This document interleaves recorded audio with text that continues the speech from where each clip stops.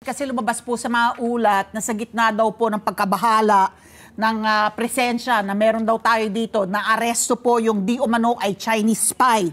No, na mga pinaghihinalaan po na Chinese spy. Ito po ay nagpalabas po ng mga bagong panuntunan regarding employment of foreigners in the country.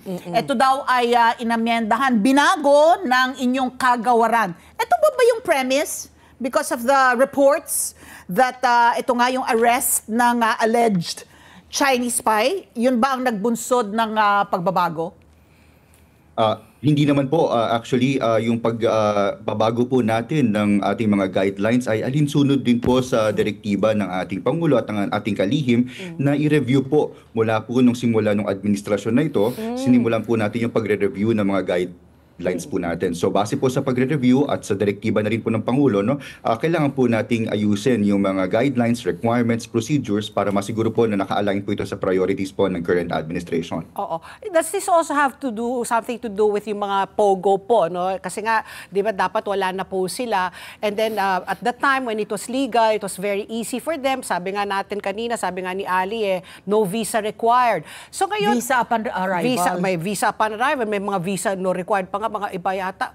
But nevertheless po, Sir Patrick, ano yung mga bagong mga safeguards o mga guidelines na ibibahagi na po ng DOLE para po mas maging maigting po yung mga pumupunta dito na mga foreigners na nagtatrabaho na hindi naman po sila magiging national threat or magbibigay dulot po ng kaguluhan dito po sa atin?